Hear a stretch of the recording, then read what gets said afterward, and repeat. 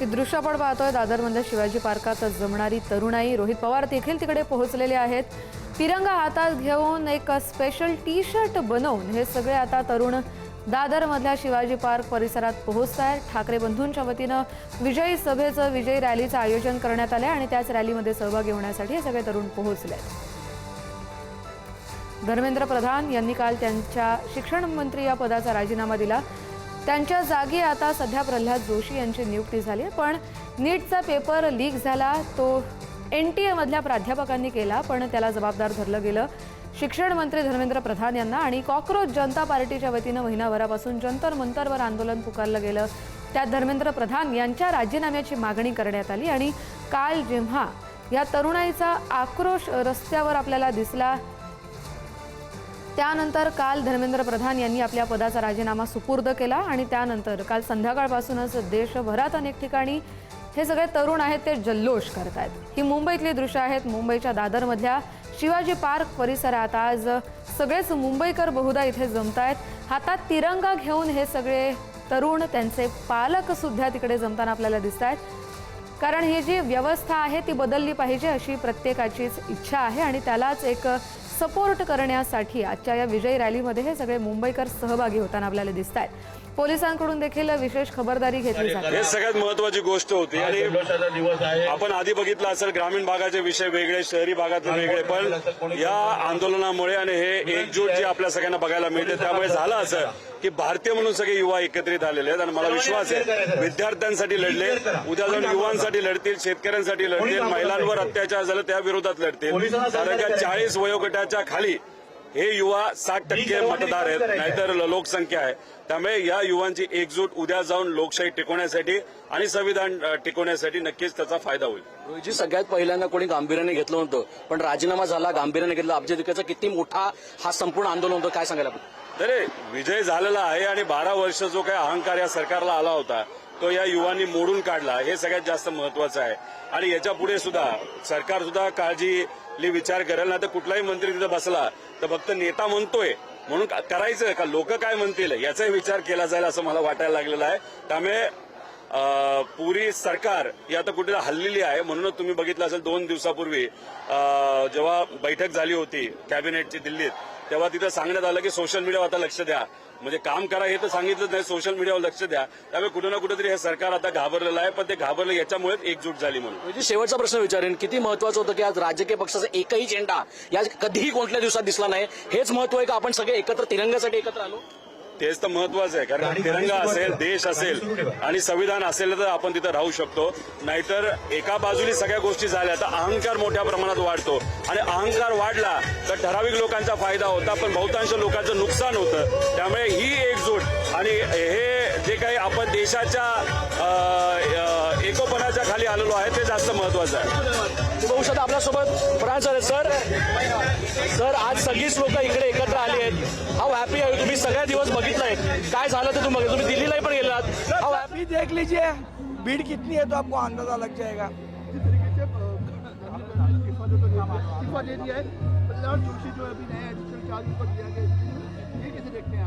प्रहलाद जोशी जी को all the best. बहुत सारे युवाओं की जिम्मेदारी उनके ऊपर है, तो all the best.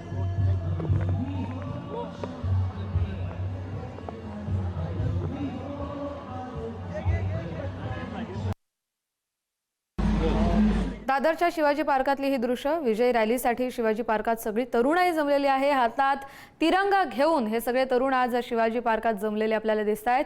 Sandeep Deshpande असतील, रोहित पवार असतील, हे देखील आता या ठिकाणी पोहोचलेत आणि त्यांच्याकडून या सगळ्यांना प्रोत्साहन देण्याचं काम केलं जात आहे. शिक्षण मंत्री धर्मेंद्र प्रधान यांच्या राजीनाम्यानंतर जल्लोष करण्यासाठीची विजय रॅली आहे. छत्रपति शिवाजी महाराज पार्क पे एक भव्य ऐसा तिरंगा विजय जल्लोष आज देखने मिलेगा. उद्धव साहब, राज साहब आने वाले हैं, साथ में आदित्य साहब भी होंगे, अमित साहब भी होंगे. मेरे ख्याल से 11 बजे के आसपास आ जाएंगे और जो लोगों को अपेक्षित है उनका जो संवाद है उनका मार्गदर्शन होने वाला है.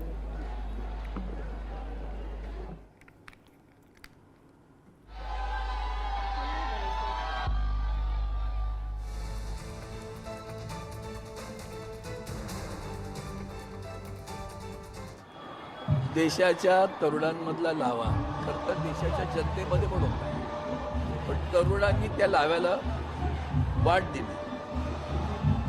अभिजित तिरकेने आंदोलन केल्यानंतर कुणाची हिंमत नाही तरी त्या बाजूला उभं राहायची.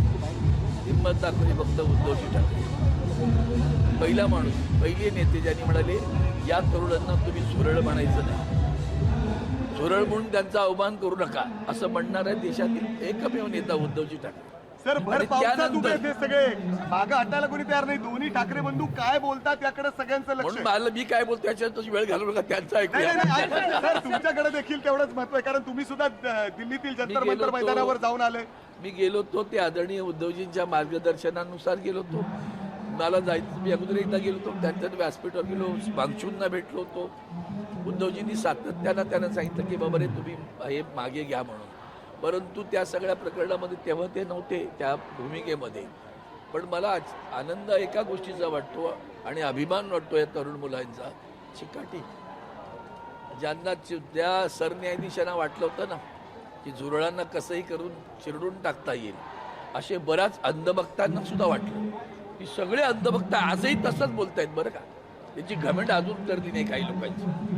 ती तुम्हाला दिसेल की या झुरळांनी काय केलं, लाट्या घाला, काट्या घाला, काय वाटेल ते करा, पाय तोडा, मारा, आम्ही जाणार नाही, हटले नाहीत. लक्षात ठेवा, ही जी काही आहे ना ताकद, 25-30 दिवस रस्त्यावर बसणं, पाऊस येतोय, चिखल होतोय, लोक येत आहेत, जात आहेत, कमी होतोय, दबाव येतोय, पोलिसांचा अत्याचार होतोय, आणि सगळ्यात घृणास्पद कोणती गोष्ट असेल तर हिंदुत्वाच्या नाऱ्या देणाऱ्यांनी हिंदू संस्कृतीची विटंबना, भारत मातेची विटंबना तिथं केली.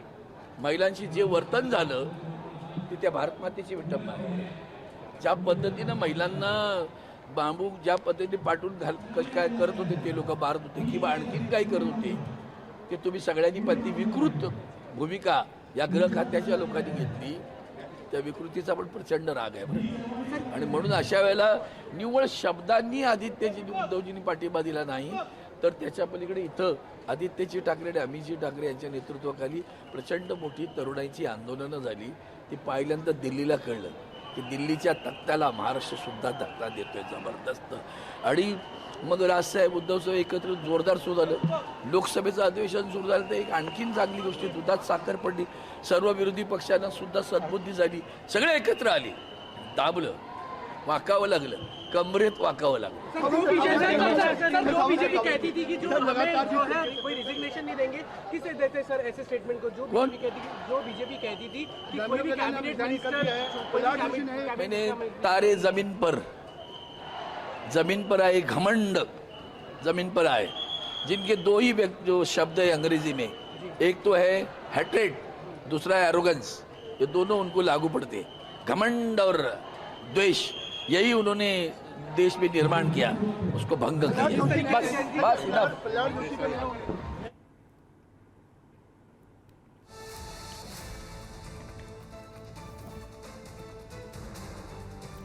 अरविंद सावंत, रोहित पवार, संदीप देशपांडे यांच्यासह इतर महत्त्वाचे नेते मंडळी देखील आता मुंबईतल्या शिवाजी पार्कात पोहोचत आहेत. तरुणाईचा हा उत्साह आपल्याला पाहायला मिळतोय. मुंबईच्या दादर परिसरातली ही दृश्य आणि आजचा दिवस रविवारचा आणि आजचा दिवस जल्लोषाच्या अशा हिशोबानं आज सगळे तरुणाई मुंबईच्या दादरमधल्या शिवाजी पार्क परिसरात जमली आहे.